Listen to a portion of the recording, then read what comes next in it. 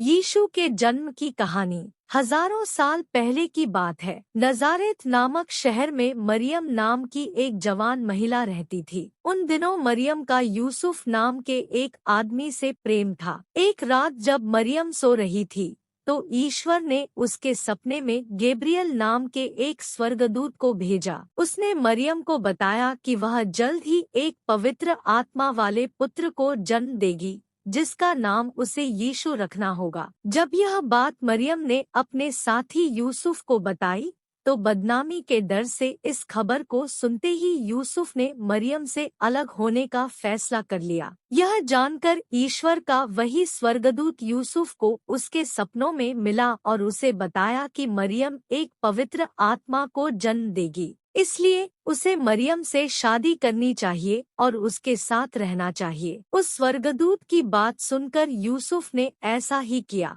उन दिनों नजारेत शहर पर रोमन साम्राज्य का हिस्सा हुआ करता था। जब मरियम गर्भवती हुई तो उन्हीं दिनों रोमन राज्य में जनगणना चल रही थी। राज्य के नियमों के अनुसार यूसुफ और उसकी पत्नी मरियम भी जनगणना में अपना नाम लिखवाने के लिए यरूशलेम के बैतलहम नगर चले गए। हालांकि बैतलहम में उन्हें रहने के लिए कोई स्थान नहीं मिला, जिस वजह से वे दोनों एक गौशाले में रुक गए। बैतलहम के उसी गौशाले में ही मरियम ने उस पवित्र आत्मा वाले पुत्र को जन्म दिया और उसका नाम यीशु रखा। जब उस गौशाले में अपने जानवरों की देखभाल करने के लिए एक चरवाहा आया तो ईश्वर के दूतों ने उसे बताया कि उसका उद्धार करने वाला बैतलहम में आज पैदा हुआ है। पहले तो उसने इस बात पर यकीन नहीं किया, लेकिन जब उसने गौशाला में मरियम, यूसुफ और यीशु को देखा तो वह हैरान रह गया।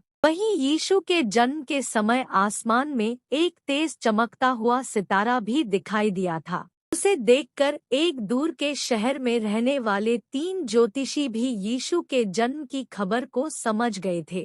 वो तीनों उस सितारे का पीछा करते हुए उस गौशाले तक आ गए थे। वहां पहुंचकर उन्होंने प्रभु यीशु को प्रणाम किया। उन्होंने यीशु के परिवार को उपहार दिया और यीशु की पूजा भी की। उन तीनों ज्योतिषियों को यह पता था कि उस राज्य का राजा अच्छा नहीं है। उसे जब इसका पता चलेगा तो वह यीशु को मार डालेगा। इसलिए किसी ने भी राजा को यीशु के जन्म के बारे में नहीं बताया। कुछ दिनों के बाद यूसुफ के सपने में एक परी आई जिसने बताया कि राजा हेरोदेस यीशु को मारने की योजना बना रहे हैं। इसलिए वह अपनी पत्नी मरियम व पुत्र यीशु के साथ मिस्र चला गया। वहीं जब दुष्ट राजा हेरोदेस को यीशु की कोई जानकारी नहीं मिली तो उसने बैतलहम के सभी छोटे बच्चों को मारने का आदेश दे दिया। हालांकि इस दौरान उस दुष्ट राजा की मृत्यु हो गई। इसके बाद यीशु ने अपने परिवार के साथ मिस्र को छोड़ दिया और तीनों ने इज़राइल की यात्रा की।